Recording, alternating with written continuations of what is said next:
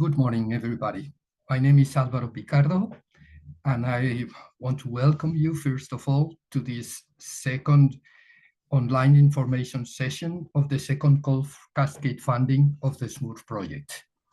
This session is going to be recorded like the previous one, and the people that could not attend this meeting today will be able to look at it on the recorded version in the SMURF webpage.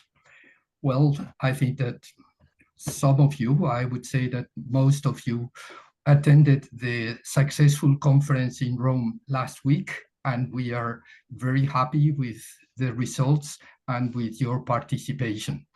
And so I want to thank you for all your contributions in that conference in Rome.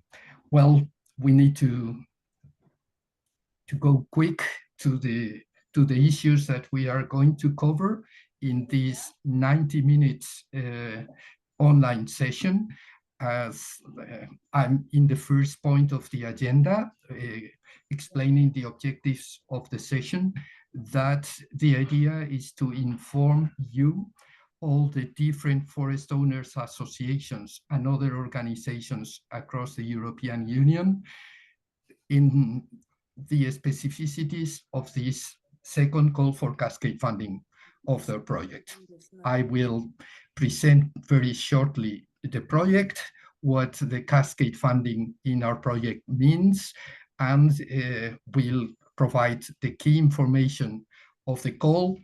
And the specificity of today's session is that we will go to the more practical issues on the optional activities so that you can get a better idea of what we are trying to achieve with your participation.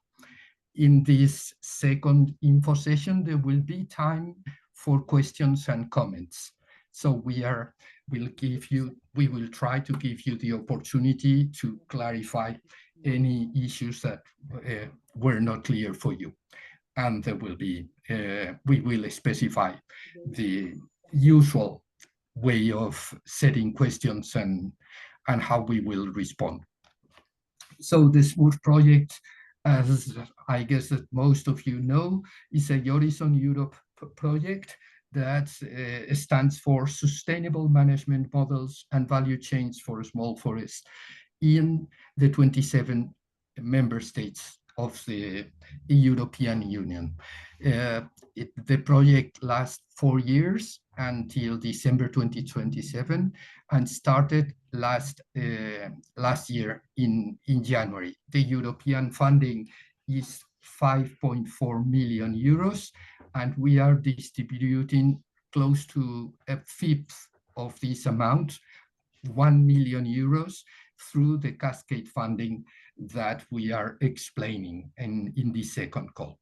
The goal of the project is to develop several sustainable and profitable forestry solutions directed to small forest holdings and forest owners associations, and combining different approaches. More information is in our webpage, and we are 10 partners, from 6 different countries, and some of them will explain the activities of this call for you.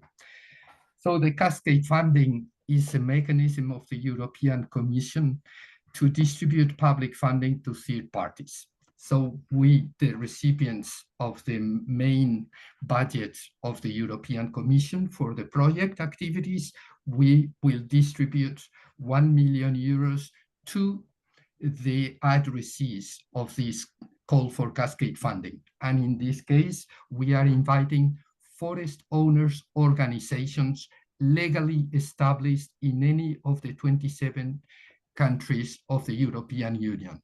And I think that this needs some clarification because we have received many questions of people that could be other type of stakeholders. For instance, territorial organizations working for the development of a certain landscape, or forest companies working in the management of forest and probably different small forest holdings.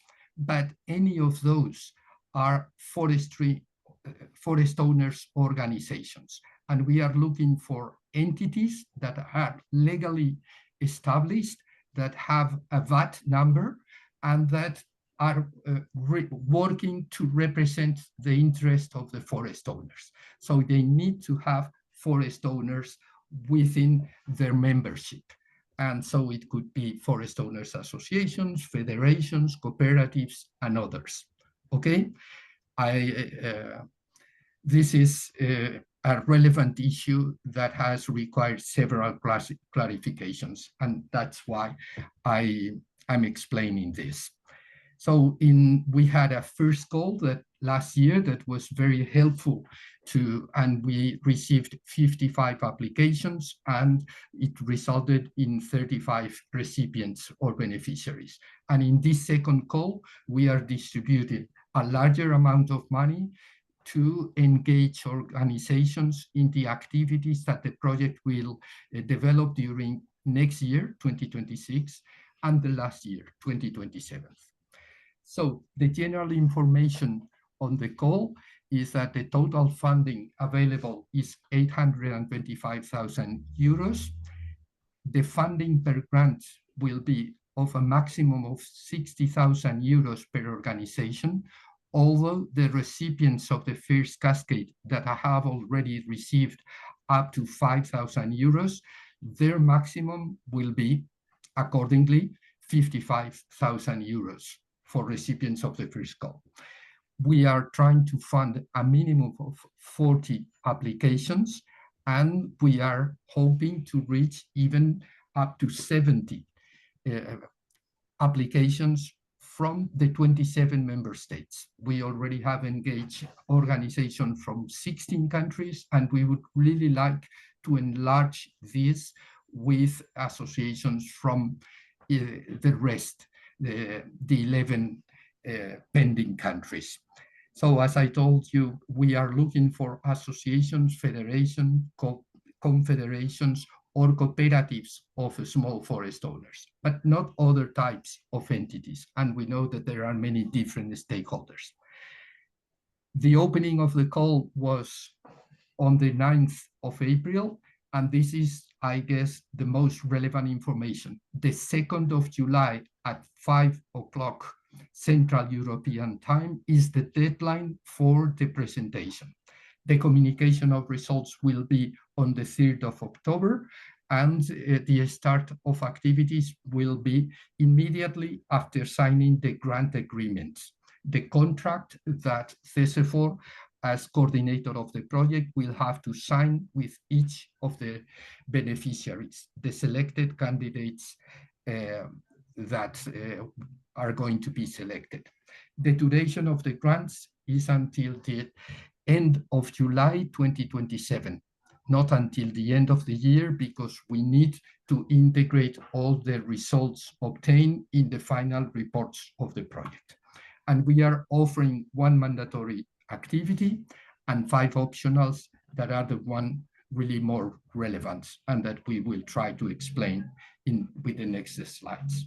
So this is the list of the different activities that we are willing to fund, and each applicant can apply for as many different activities as you want. So we would really like to have applications asking for 3, 4, hopefully even 6 different activities. But if you are not willing to engage in so many different activities, you can only ask for the mandatory one, the participation in the conference and the communication activities, and one or the others, or none or the others, okay?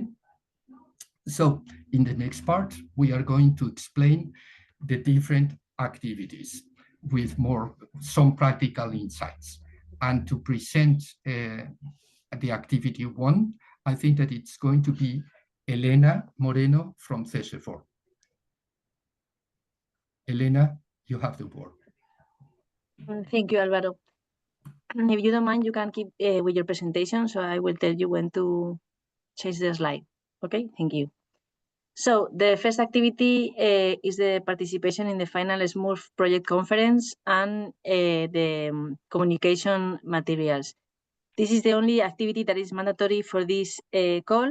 So everyone that is applying has to keep this in mind, that they will have to do all these activities.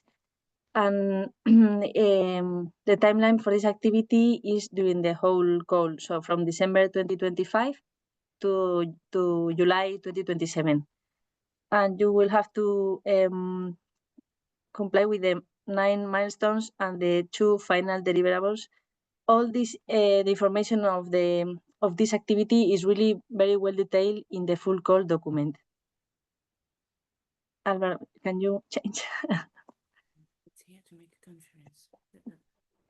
No, to the previous one.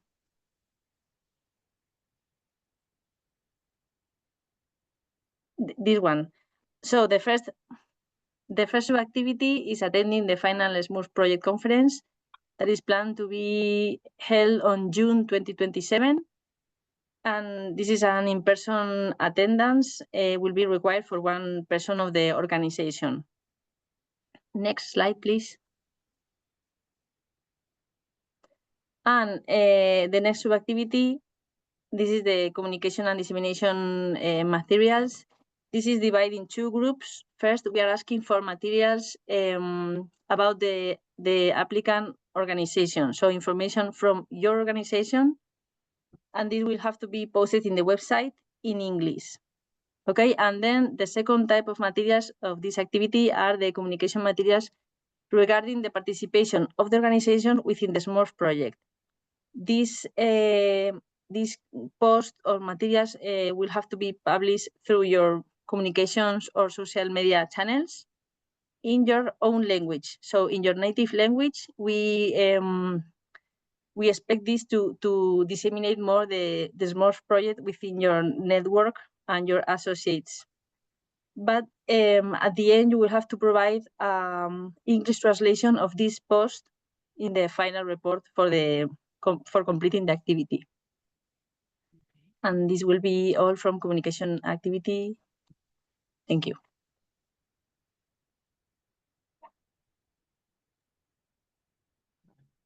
Thank you, Elena. To explain the second activity that is voluntary, we have Claudia Antoniotti from Silo Futur explaining it. Claudia, you have the word. Thank you, Alvaro. I hope you can hear me well. Well, this second option of activity is for the implementation of a pilot project on an innovative new business opportunity for small forest holdings. So the objective is to implement this pilot project to test an innovative business opportunity in a territorial context where it has not been previously tested or exploited. It has to be something, we are really looking for something that has to be innovative. I'm sorry, Albert, can you move backwards, please? Yes, it was a... No, yes, this one, thank you. So we have 10 projects to be selected with a grant of 30,000 euros each project. And it will go from December 2025 until the end of July 2027 for 20 months. It will be on, we are looking for three specific thematics. We are looking for 3 projects on new technologies, based factors and techniques that can lead to the generation of new opportunities for small-scale forest owners. We leave it up to you to propose the technology that you think it's more appropriate in your region, but we can give you some examples like cable crane harvesters, engineered wood, digital tools, anything you think that it's innovative and it can be applied with your forest owners and then can be appropriate to create a new business model. We are also looking for pilots on non-wood products. We are looking for specific non-wood products. It's mushrooms, berries, cork, and resin. And then other 3 pilot projects on damaged or infected wood. We like to see pilots with that can propose added value for timber from damage by fire, pests, and wind. Then you can please move forward, Alvaro. There will be specific milestones that we are looking for in this project. There are 4 milestones on the first one will be in the beginning of the project that will be implemented, to be characterizing the innovative business opportunity. This, of course, you already have done in your proposal also, but you just in the beginning of the project, you want to have it clearly how what your innovative business opportunity will consist on. Then we want to know by the second milestone will be planning and preparation for the project pilot. We would like to have all the steps cleared up also. Then by the end of the project, it will be the end of implementation phase of the pilot, and then we will have a final phase of evaluation of results. We are looking for we are asking for 4 specific deliverables that are also in how do I say in concordance, they are also according with the milestones we are looking for. So the deliverables are the characterization of the new innovative business opportunities, the planning and preparation of the project pilot. Then we are asking for a midterm report, and then we will ask you also for the final report in the end of the project. Going into detail on what are these new business opportunities that we are looking for.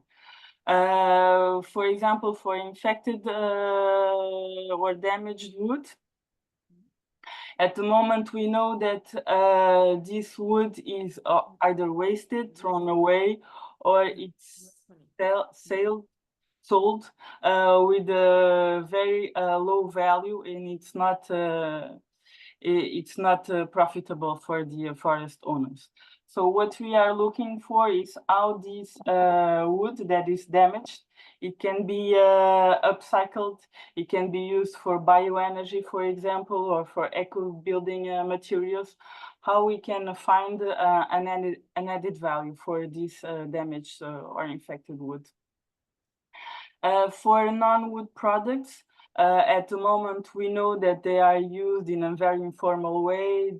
People just they pass by in the forest, they take some berries, they take some mushrooms, and either it's underused also because maybe it's not even, maybe no one is even collecting these non-wood products.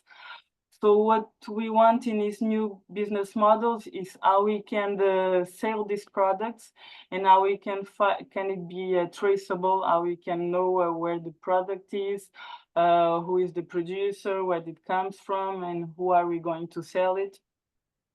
How it can be certified also, how we can certify that it's a local product, we're selling it.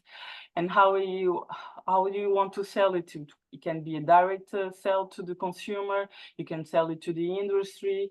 Anything that can be innovative and can add an added value to these non-wood products also.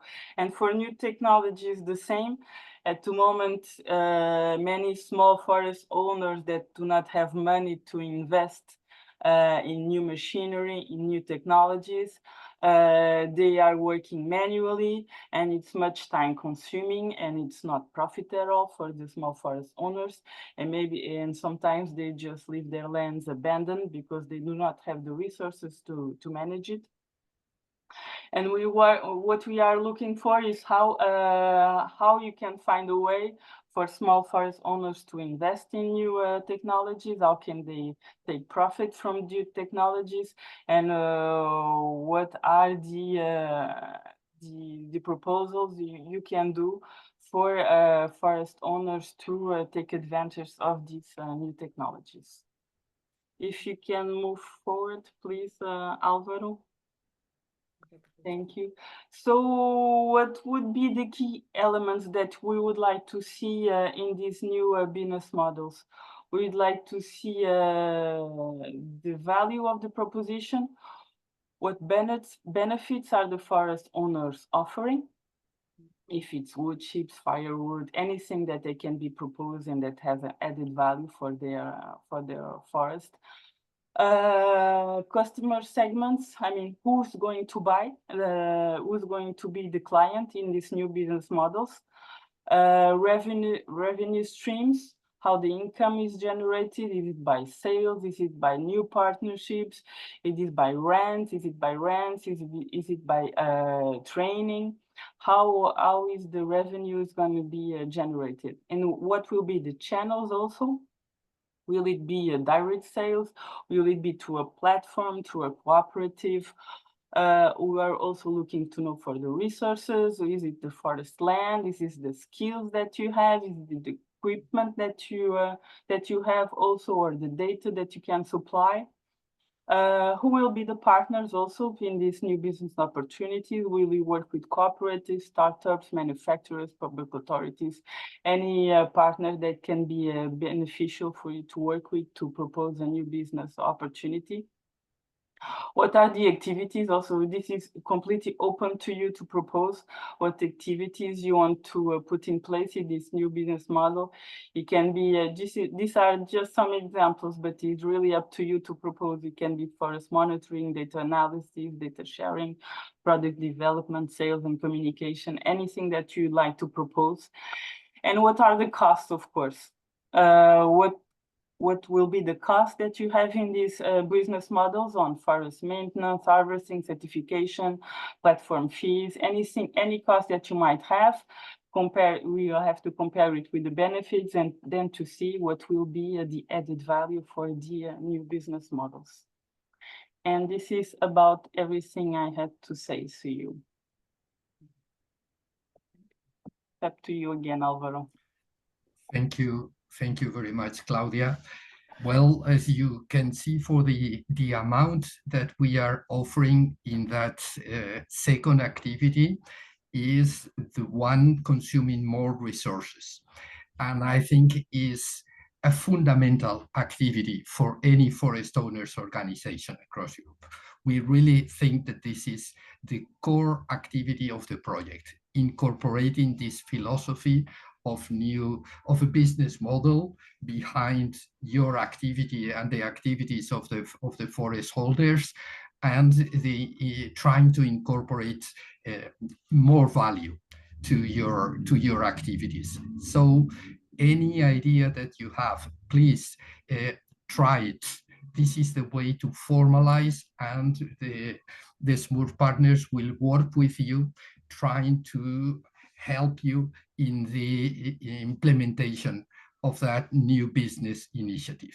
So thank you very much, Claudia, and I really hope that you all have something in mind using a new digital application. Digitalization is really fundamental in this moment in the sector.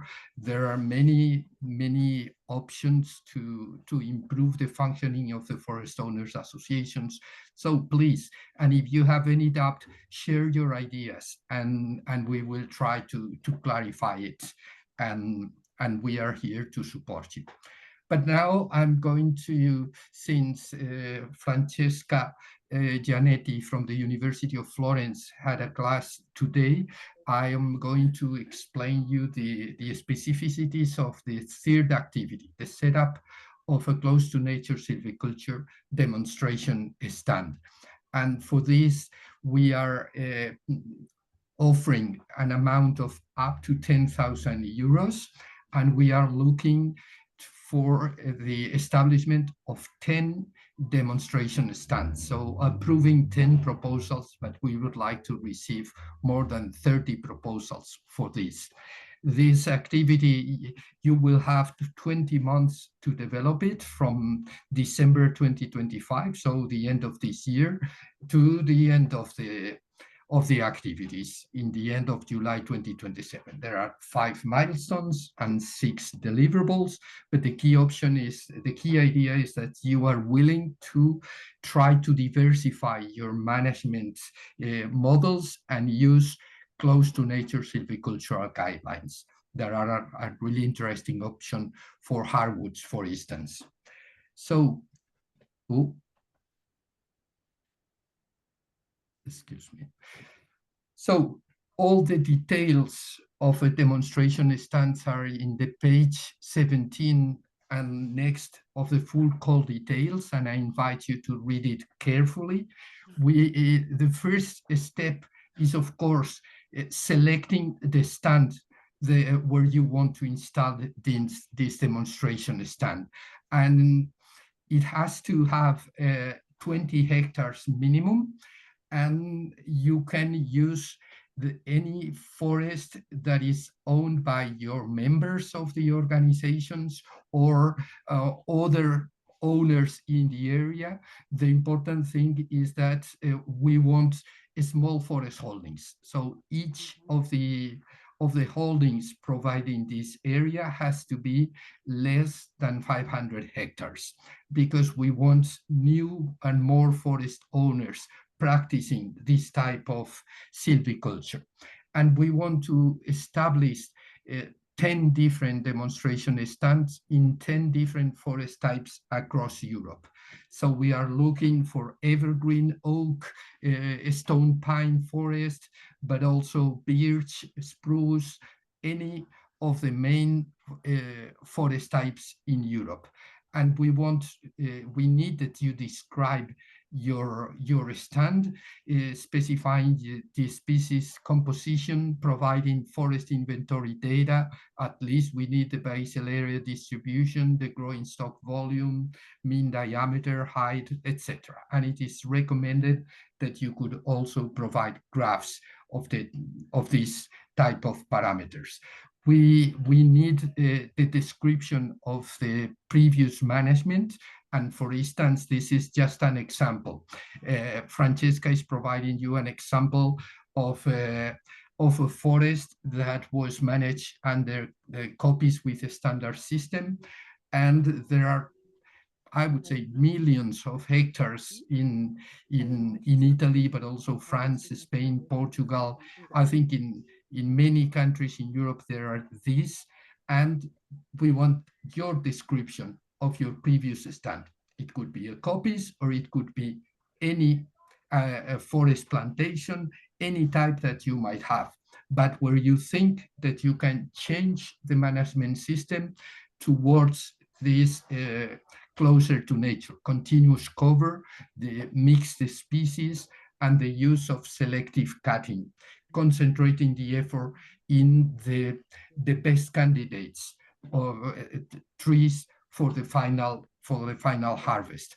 And in the end, moving from regular forestry into irregular forestry. So you need to describe the previous management type and the new management that you are going to apply.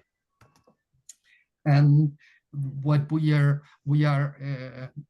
asking for the installation of a monitoring system, because these 10 demonstration stands will join a network of other demonstration stands of close to nature silviculture in Europe, and we need to follow the management that is being applied.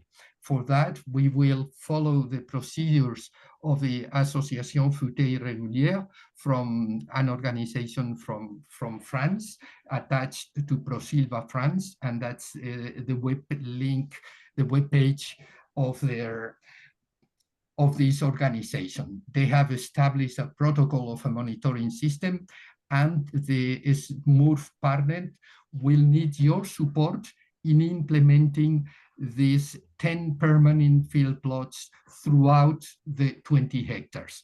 So this will not be your responsibility.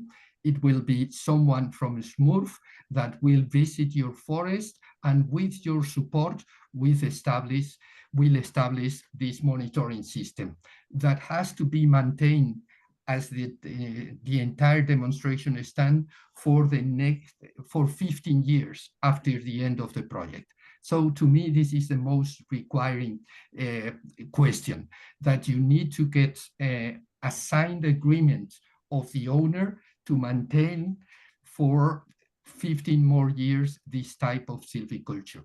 And you need to adapt the management plan and approve a new management plan stating that you are going to apply this close to nature silviculture. We require that a signal of the SMURF project is established at the entrance of the demo stand, so it has to be easily accessible and close to a forest road, etc. And you need to mark a selective cutting in the 20 hectares. For that, you will get some support from the SMURF project partners, but this will be your responsibility, okay? The monitoring system will be established by the SMURF partners, but the tree marking is your responsibility with our criteria and our support. And then, and this is also very important, you need to harvest the 20 hectares, applying the tree marking criteria that we have specified, but with all the permits and within following your national or regional requirements, legal requirements. We know that this can take some time, even up to 1 year in some countries. So this is a very important issue. You need to have all the permits, and you need to do the harvest with your own resources and capacities, or under a contract with a contractor or whoever. And all you need to inform on the amount of wood that is harvested, the roads that are used for the transport of the timber, and all the costs and income that you obtain.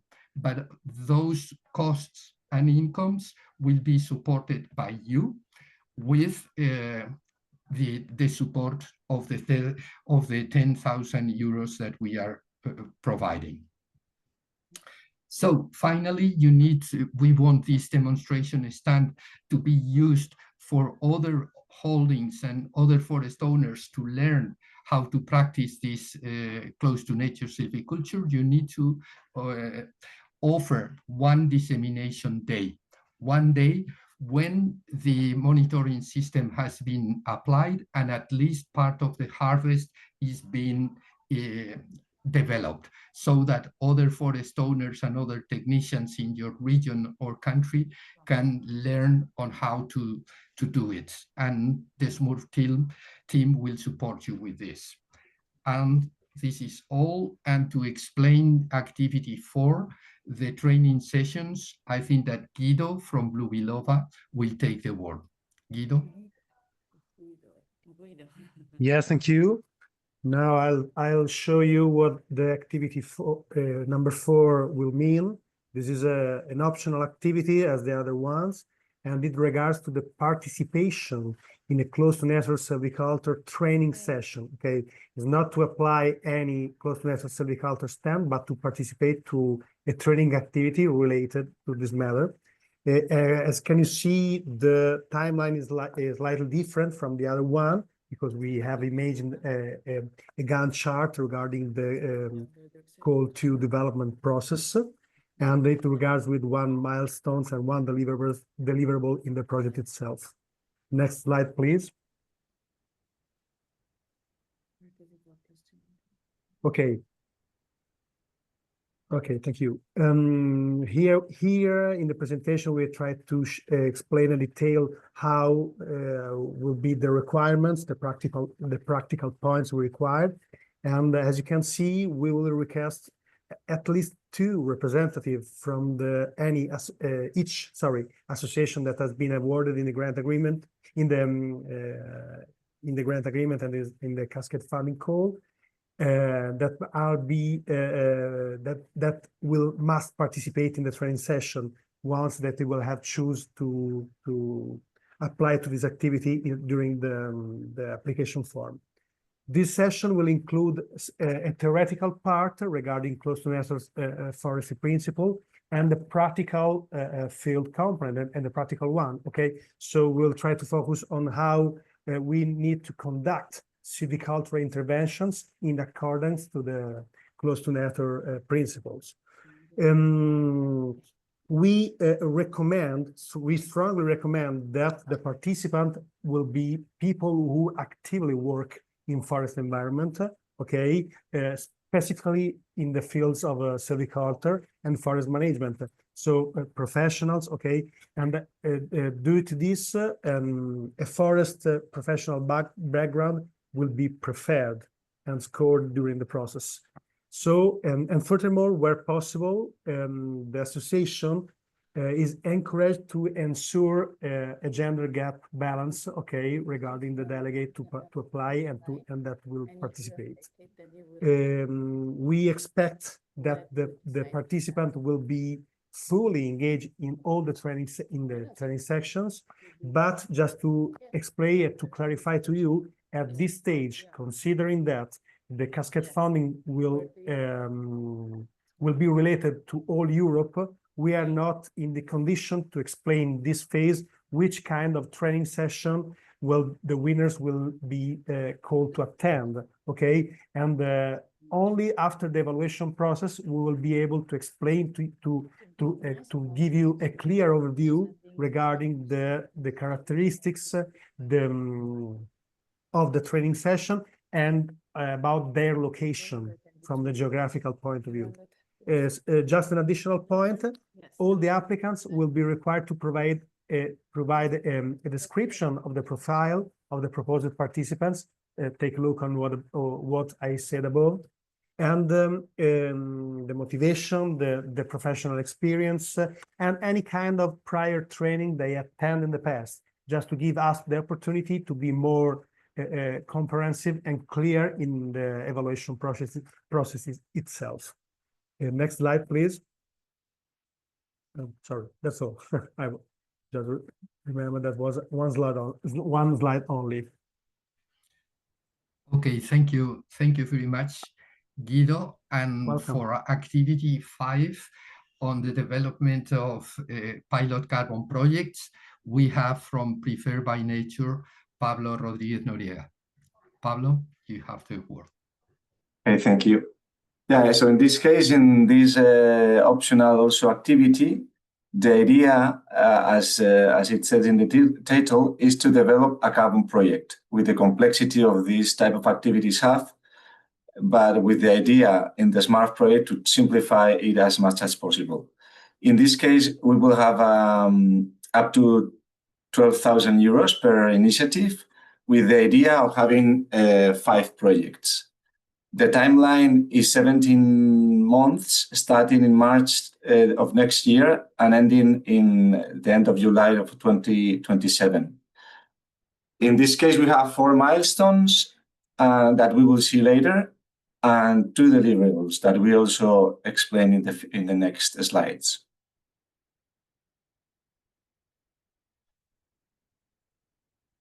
So,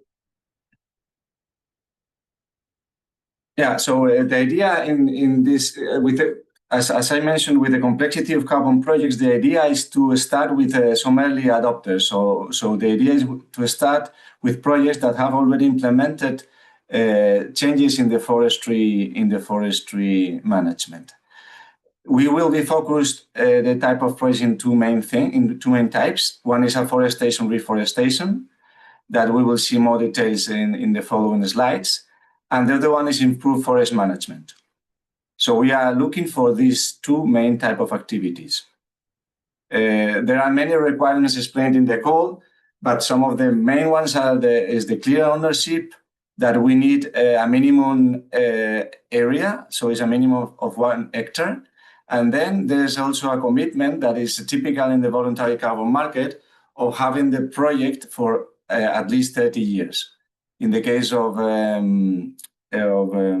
close to nature silviculture, I think Alvaro was talking about 15 years. In this case, the commitments would be 30 years. And then the idea is that the project will be registered in the platform or registry that the project is creating, and then also to generate carbon credits that will be potentially sold in the voluntary carbon market. So two activities, afforestation, reforestation, improved forest management, a project to be registered, and carbon credits to be generated. Next, please.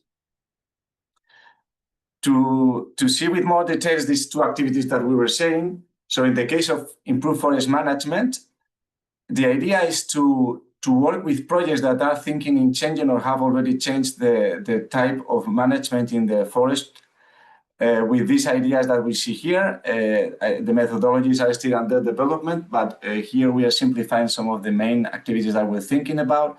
So, for example, extension of the rotation period, close to nature silviculture, leading to an increase in the biomass in the long term, or conversion of a forest from logged to protected.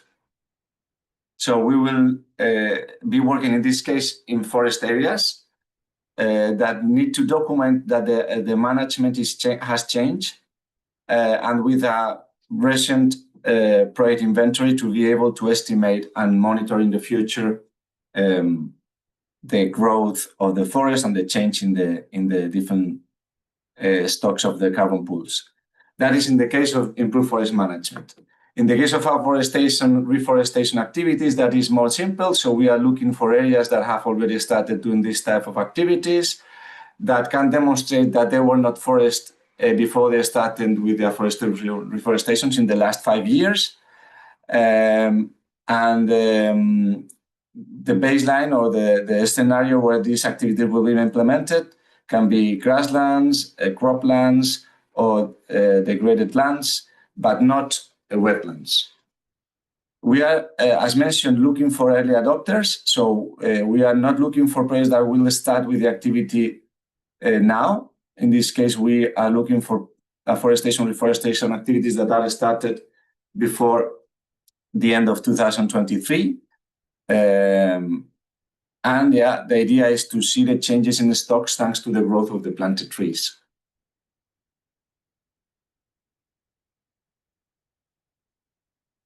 No, that's the previous one. Oh, there are some, I think some of them are missing, but I can... I think that there is no other.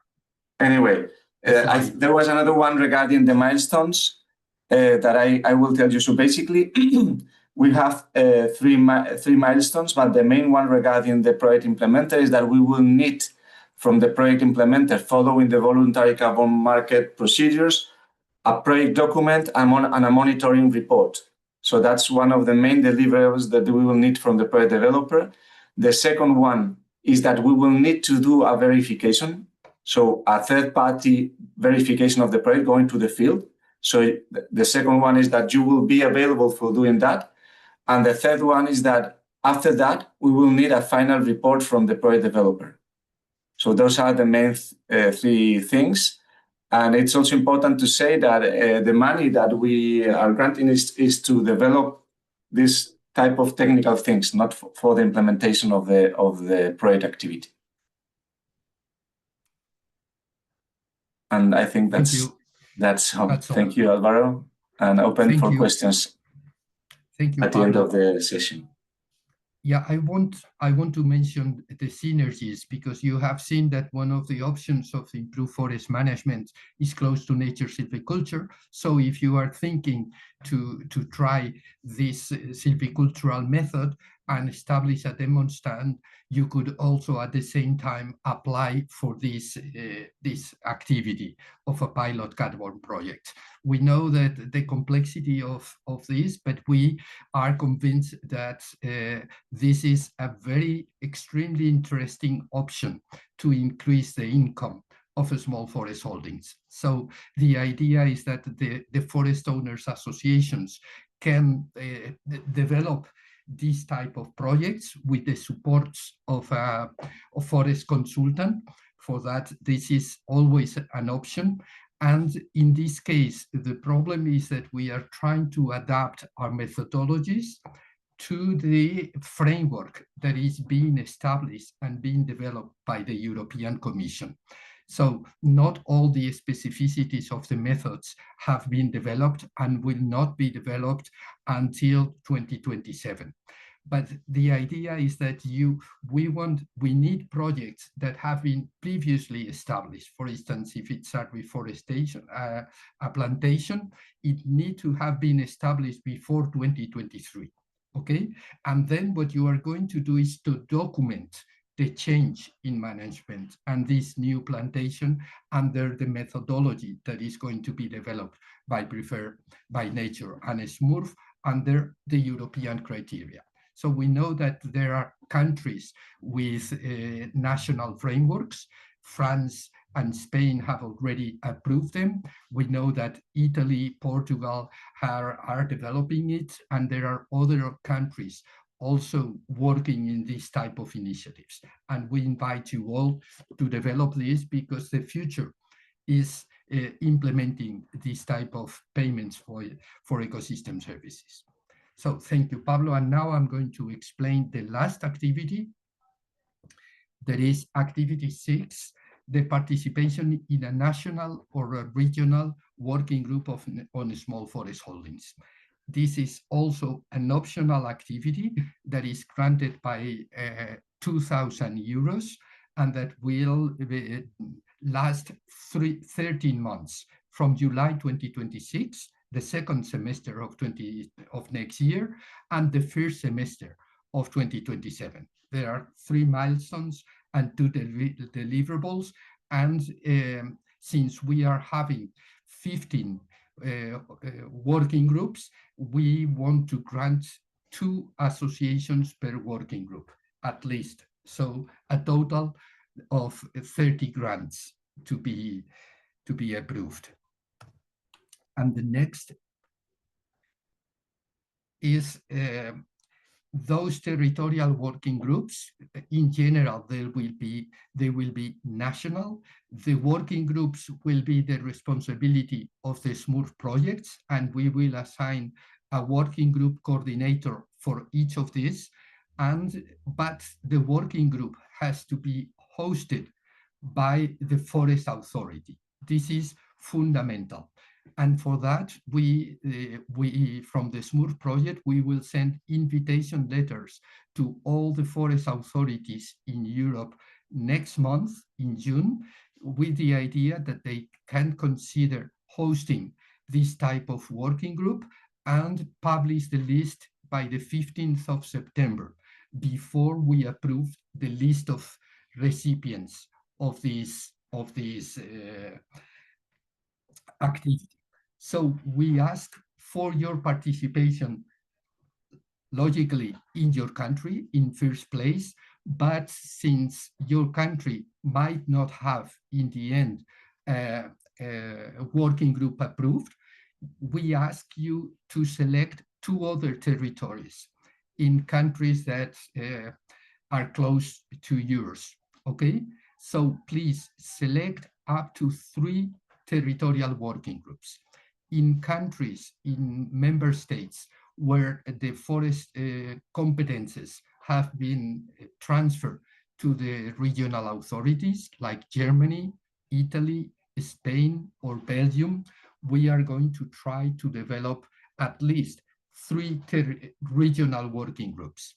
Because, for instance, in Belgium, we know that the Flanders is the forest authority for that part of the country, and in Wallonia there is another forest authority. So we can approve one of those if the authorities are willing to collaborate with this. The seminars will be developed in English as the main language, but we will have for each working group a second language. We know that we need, if we are in Wallonia, we will need to be working in French, and if we are in Flanders, we will need to work in Flemish. But the SMURF partners in general cannot speak in Flemish, so we need to translate all the materials into English and the second language, okay? This activity includes 2 sub-activities: the launching workshop that will be online before the end of next year. And this will be like the preparation and the announcement of the working group. This will be something like 2 or 3 hours, 2 hours online seminar to set up the objectives, the expected results, the activities to be discussed in the main seminar that will take place in the winter or spring of 2027. It will have to last 1.5 days, and it will be dynamized by the forest owners associations that are recipients or beneficiaries of these grants.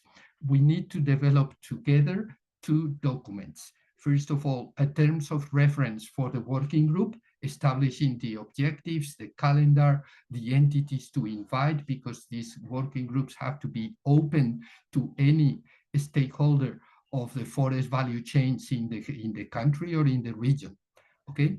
And then, as the main result of the activities, we want to elaborate a roadmap for the territorial small forest holdings for 2027 until 2030. The idea is to transfer the results of the SMURF project and work with your authorities in setting the way to improve the conditions of small forest holdings. We can develop new proposals of grants, or we can develop improved legislation, or make proposals of new regulations. But of course, our responsibility is only to make those proposals. And we want you, of course, to dynamize the seminars. And this is all.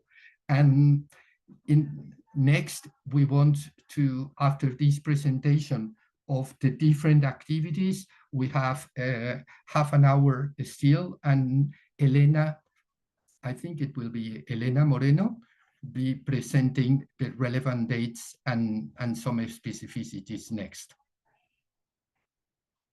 Yes, just to remind you that the call is open now, and we are having another info session. Sorry. On the 18th of June. So there will be another info session if you want also to register and to attend that info session. And the call is closing on the 2nd of July at 5 p.m. So you still have some time to prepare your application. Next, please. So how to apply? Well, to submit your application, you have to follow the application form that is on the SMURF website. So I'm going to say just a few remarks, and then we can check the application form so you can see how it looks like. The deadline is, as I mentioned, the 2nd of July, and you have to upload several documents as attached PDF, clicking on the submit form. So the first is the administrative application form. This is mandatory, and this is the Annex 1. And then the technical application forms for each optional activity that you are applying for, okay? And the application, the language that has to be followed in the whole application process is English. So if you write down some information and you have to send us some text, either the application form or in the technical application form, everything has to be in English, because otherwise the application will not be considered valid. And only one application per organization, so consortia are not eligible. And if several applications are submitted, only the latest will be considered. And confirmation of receipt will be sent to the applicants when application is submitted. And the 2nd of July, the call is closed after 5, so you won't be able to send anything after that deadline. So if you want, I'm going to share screen, so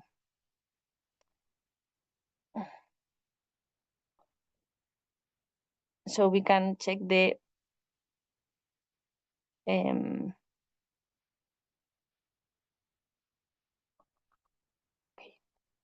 we can check the application form.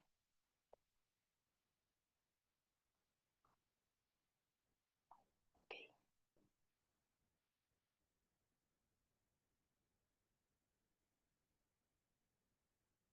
So can you see the application form? Okay. This is the administrative application form. No, sorry, the online application form. Okay, so you will click on this. All the links are on the presentation and on the website. So here you will have a first part with the applicant information, so the organization's name, the country, your website, your social media profiles, and some information. And in here, I'm taking some time to express that we are asking for a VAT number or fiscal identification code. So in these countries, this is, for example, for Italy, no, you can, if you have a fiscal identification code, then you can put it in here. And then also the bank account information and some info from your organization. And this second part is the information from the person that is submitting the application, which has to be a representative person from the organization. And then, well, some more information for our criteria. And then at the end is section 5, which is one of the most important because it's the submitted documentation. In here, you have to attach all the administration form and then all the technical forms for each of the optional activities that you are applying for. So, for example, if the first one is mandatory for all applicants, and then the next ones are only for the activity that you are applying for. So if you are not applying for activity 4, for example, you don't have to submit anything in this bottom. Okay, so you will download this document, fill it in, and then submit it in PDF format. In here, you will have to click on this, and then you can access to the PDF file in your computer. Okay, and then when everything is completed, you will have to, of course, click on the privacy policy and then submit the application. So we recommend to you to read through the application form thoroughly and have time for this before submitting and before sending the application, because when you do it, then the application is submitted and is considered complete. So you still have time, and you have time to still to send us some questions and on the activities or on the application process.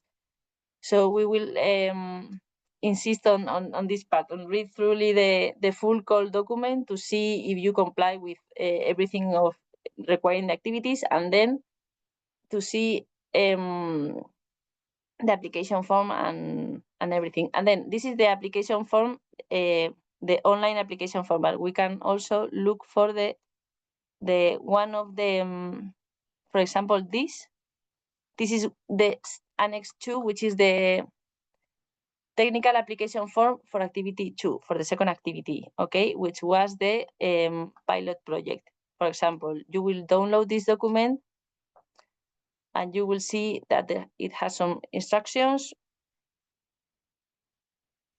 and then some fields to fill in with information. So you can check this beforehand and then have some time and then submit it. So just so you can see how these documents look like. These documents differ from within activities. So it is not the same information that is required for activity 2, that is required for activity 3 or 4 or 5 or 6. And each of these activities, the evaluation process is independent for each activity. So you will see that. Okay. And I think this is all. Thank you. Thank you. Thank you, Elena. And I'm going to share the finals. Or no, I think that this is time for questions now. So if any of you have a question that you want to clarify or some issue that you want to arise, this is the moment.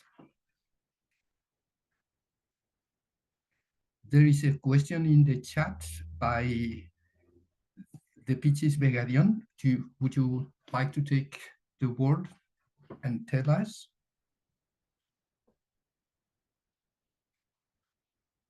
And if not, I will read it.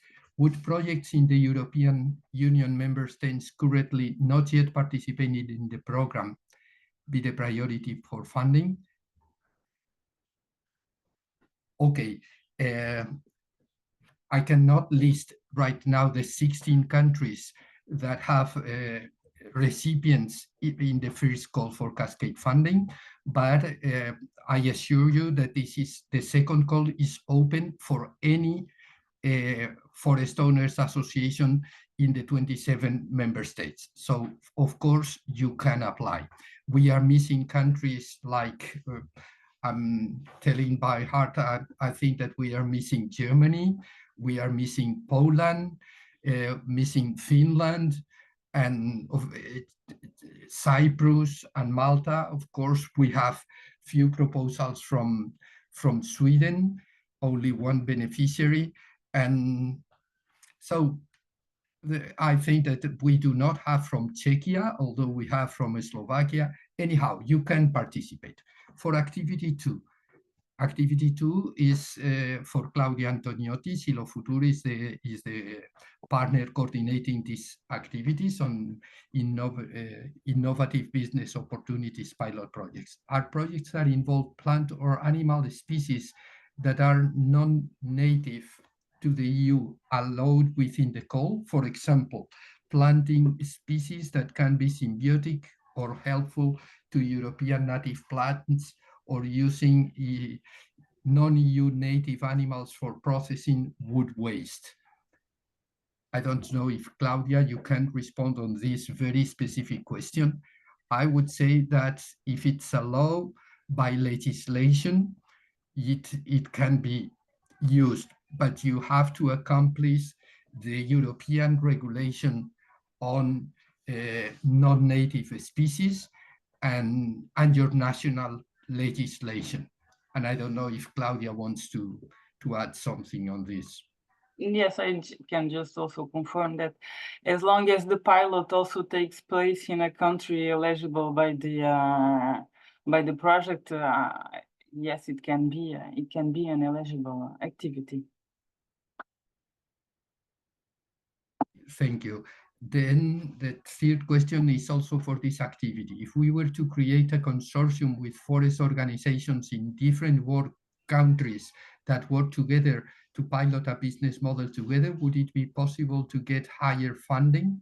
For example, I have a project like processing wood waste in an innovative way, and I would like to see if this model would work in 3 different European countries to research and gather information for how scalable and versatile the model is.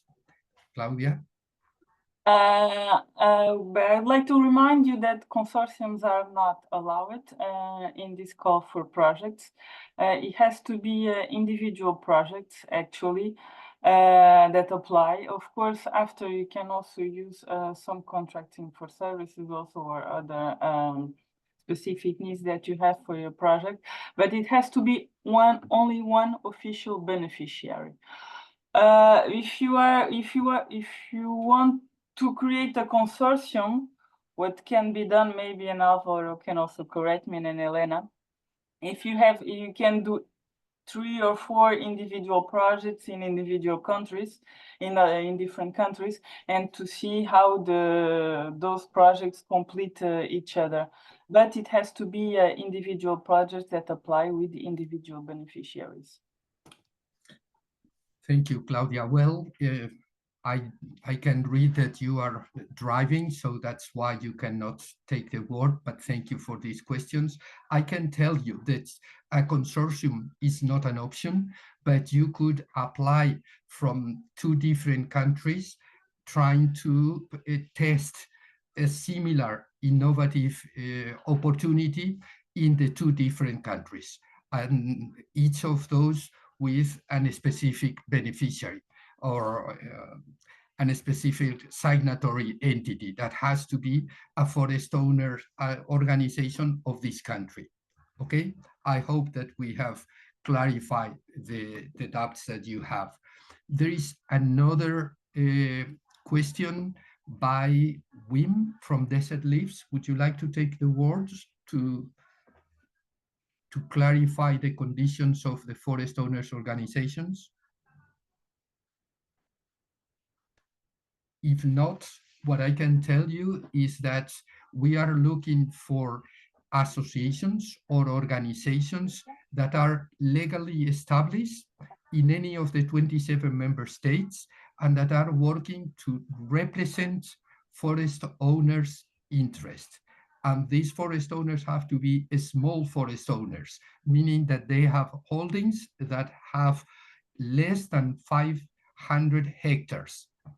Each of them, at least some of them, because some associations might also have like a municipality that have 1,000 hectares. That municipality can be member of the association, but the association is also representing other owners that are smaller. And we do not have limits on the number of forest owners that you can have, although this is a criteria that might be considered in the selection.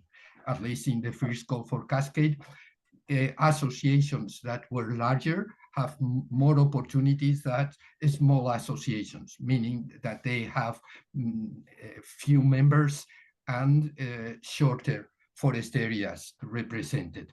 Okay? Okay, thank you very much. That's very clear. Now our doubts are set off.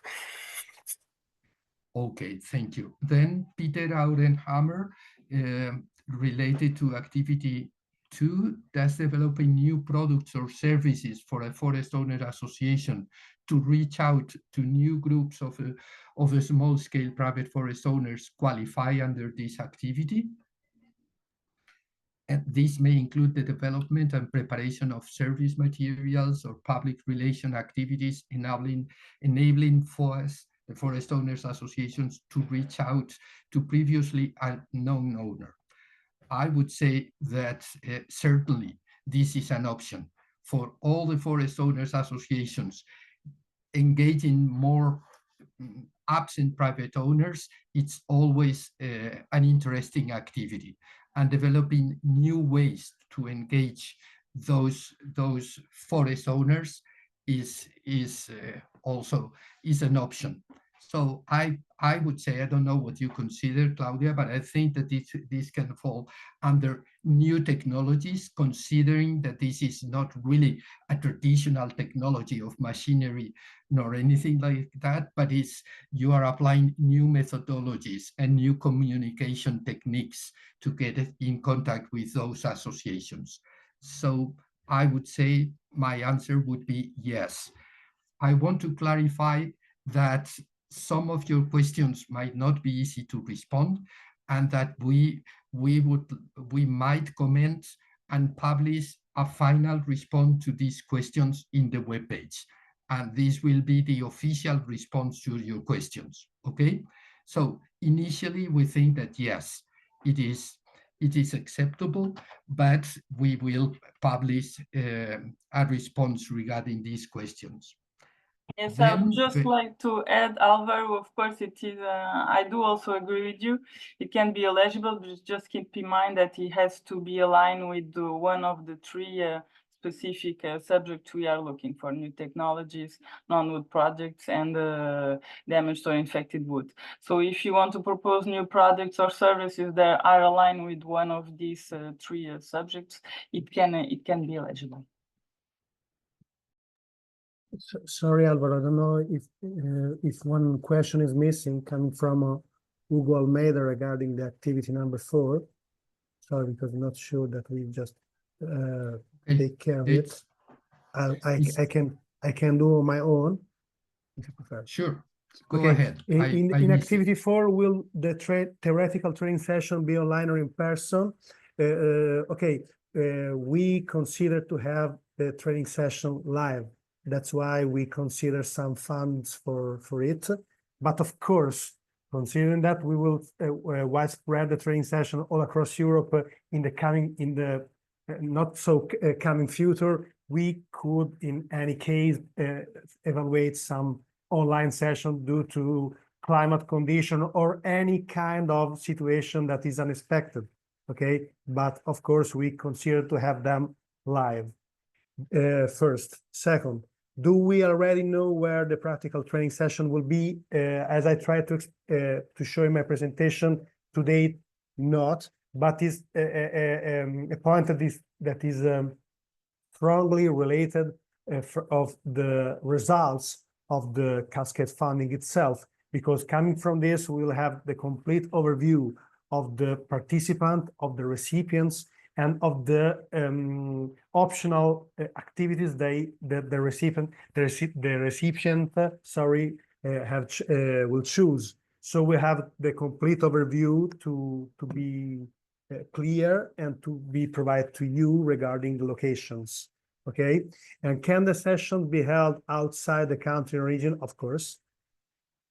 How long will the sessions last? We will consider taking your mind around a week, elaborate week, considering the trip. Okay, we'll do our best to be within 5 working days, considering the trips, okay, and the session itself.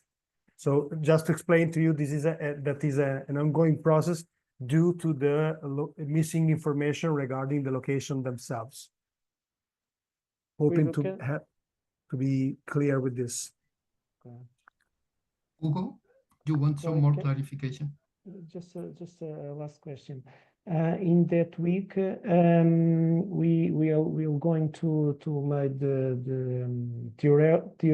theoretical and practical sessions, or as well. Yeah. Both. Okay. Both one. Yeah, just a clarification. In the application form for this activity, you have to choose among it's in the chat, one of the 7 training sessions organized in these 7 countries. So you have to apply for and choose in one of each of these 7 countries in the application form. Thank you, Elena. This is important. You have the list of the countries in the chat, and I'm going to read it. Spain, France, Italy, Portugal, Belgium, Romania, and Sweden. Okay. Then there is a question by Veronique Johassart. I think that you're also in line, and if you want to take the word and tell us. Yes, my question was about eligible criteria. With Silvanova, we are active as a forestry company, and for the moment, we are a binational FSC certification group with owners in Belgium and in France. So my question is, are we eligible to propose a project in the name of this group or not? Thank you, Veronique. We have received your question and published the answer this very morning. And the idea is that we do not know if you are a forest company working in forestry activities and you are managing forest not of your own, but under contracts of certain forest owners. In that case, you would not be eligible, because what we are looking for is organizations that are representing forest owners. So there are many companies in Europe that their business model is managing forest land, partly of their own and partly contracted. And that's excellent, but that's not the type of entities that we are looking for. So you can be managing forest of different forest owners, but that's not what we consider a forest owners organization. You would be a company working for forest owners, but not representing them, not under our criteria. Okay, even if it's a group certified by FSC, because we're even working if it's for them. Okay. Yes, we know several cases of that, but in my understanding, I think that those FSC forest groups do not have a legally binding between them, and they do not have a body representing them. In that case, they could be eligible. If they are a legal entity with the forest owners. In other case, it would be a forest group, but not a forest organization. We are trying to define these different concepts because we think that in general, they are not very clear in the European context of forestry.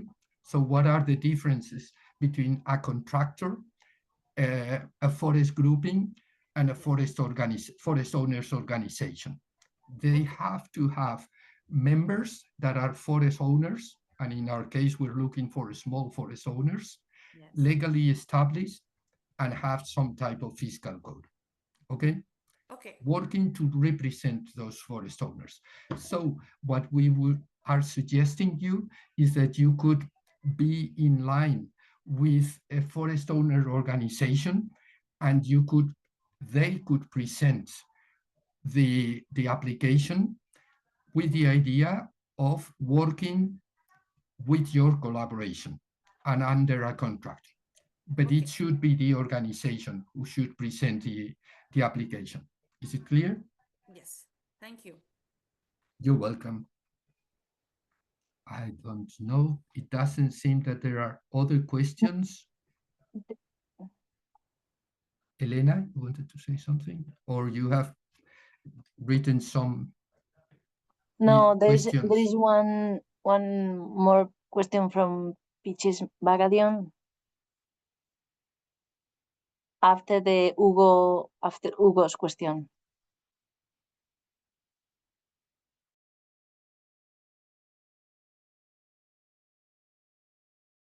Alvaro, you are muted.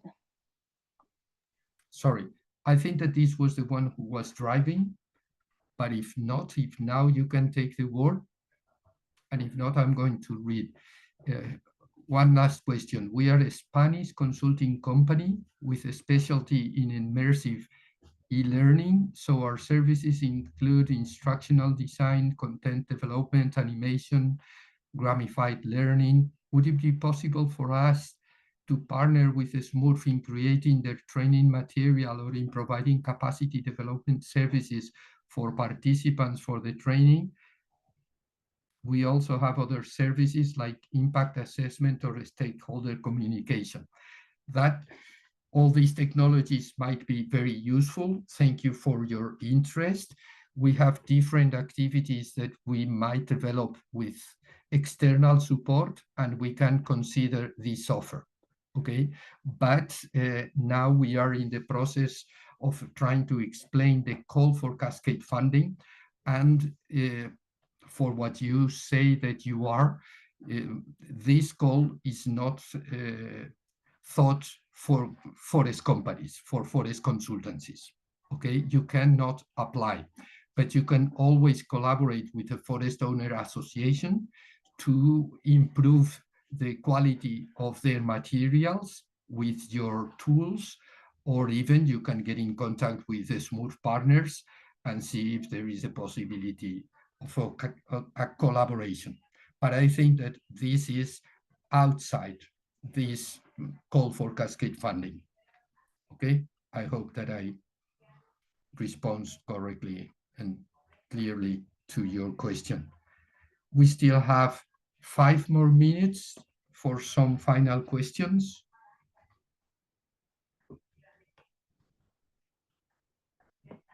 And if not, we would like to take a picture.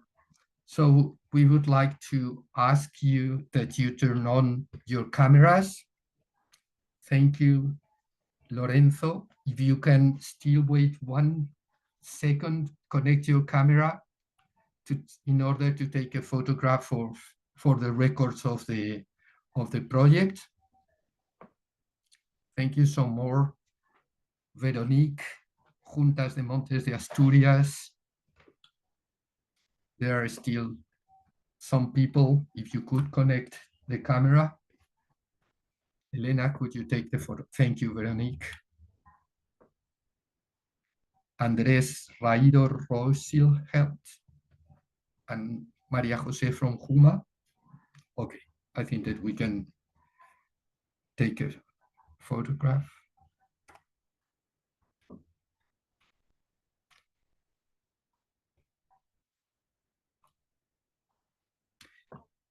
Well, with this, thank you very much. I don't know if Adela, our project manager, you would like to add something.